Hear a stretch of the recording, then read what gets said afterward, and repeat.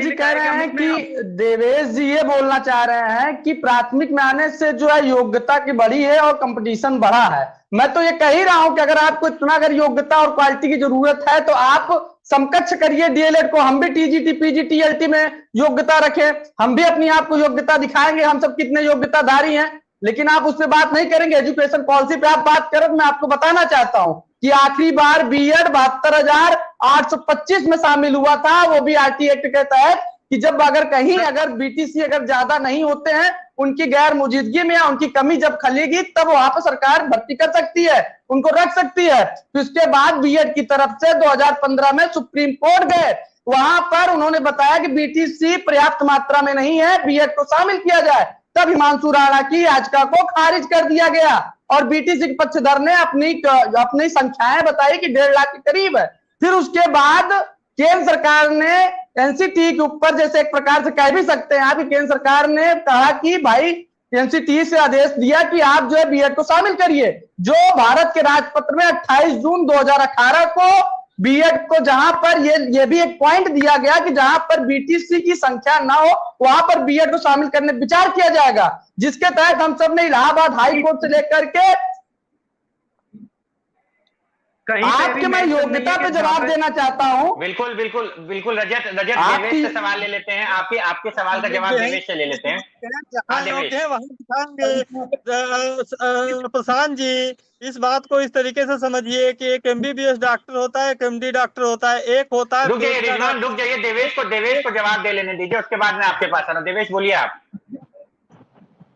संख्या का कहीं भी एनसीटी ने मेंशन नहीं किया कि संख्या कम ज्यादा होगी, ये होगी वो होगी, कहीं नहीं लिखा है उन्होंने। जबकि रामचंद्र मौर्य में लिखा है कि स्टेट गवर्नमेंट बाउंड है इसे मानने के लिए बात है, और एनसीटी का नोटिफिकेशन पूरे देश में मान्य होता है, कहीं भी नहीं लिखा। और छूट की होती तो ऐसी जजमेंट में कहीं भी ऐसा मेंशन नहीं है। और रही बात कौन पढ़ाएगा नहीं पढ़ाएगा, एनसीटी करेगी। और शायद आज एनसीटी में बैठक चल रही है, मेरी बात हुई थी एनसीटी में, और रेबू पिटीशन और नए नोटिफिकेशन कर रही है। उसके बाद में आपको पता है 13 अक्टूबर 2021 को नया नोटिफिकेशन आया, उसमें एमएड बीएड और इंटीग्रेटेड कोर्स और 1 साल का स्पेशल बीएड को शामिल क्या हुआ उसको बाहर नहीं किया है।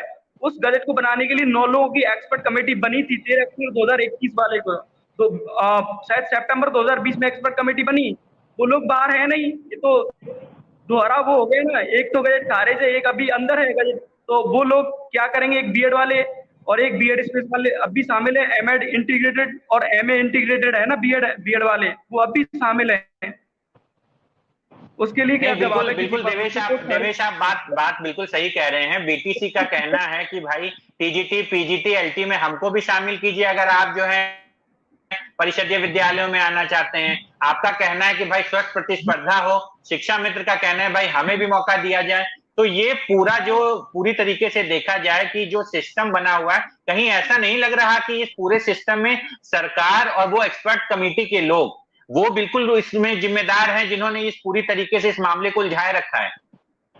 बिल्कुल सर, जो इसमें सारी जिम्मेदारी है एचआरडी मिनिस्टर और एक आईएएस ऑफिसर थे, उस टाइम चेयरपर्सन होते संजय अवस्थी थे, उन लोगों की गलती थी। एक्सपर्ट कमेटी नहीं बैठाई, डायरेक्ट बाउंड कर दिया एनसीटी को। लेकिन बाद में एक्सपर्ट कमेटी बैठाई, जो नया गजट लेके आए 13 अक्टूबर 2021 को, वो गजट अब भी वैलिड है।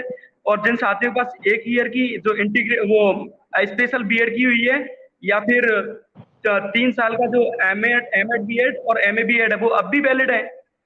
तो और ये सर मेरे साथी बोल रहे हैं कि जो हमें भी अलाउ करना चाहिए। बिल्कुल, अगर एनसीटी ऐसा करती है तो हम इस फैसले का भी स्वागत करेंगे, हमें इस बात से कोई मतलब नहीं है।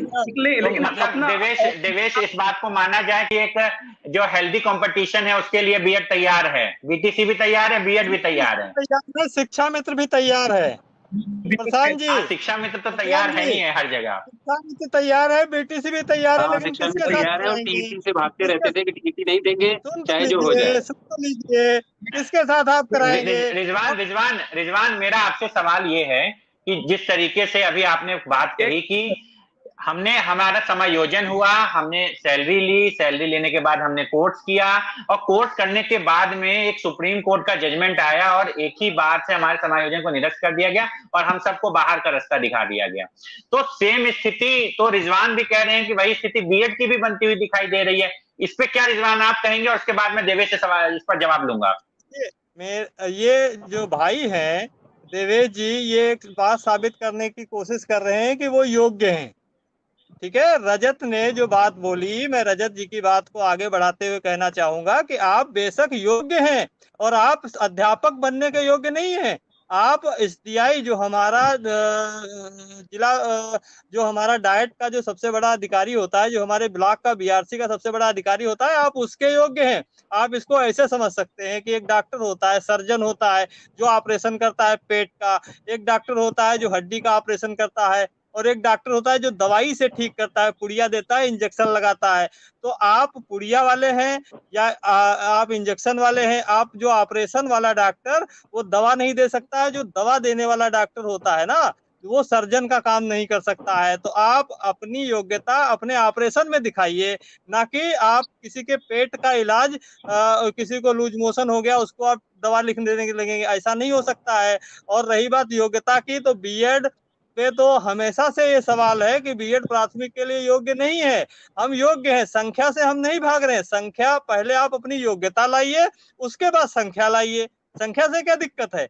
हम अपने बराबर के आदमी से कंपटीशन करेंगे। आप तो बहुत महान लोग हैं, आप तो बहुत योग्य लोग हैं। आप छोड़िए रिजवान, इसको पॉलिटिकल मत कीजिए, पॉलिटिकल मत कीजिए। मेरा विजय से सवाल ले लेता हूँ। विजय, मैं रुक जाइए।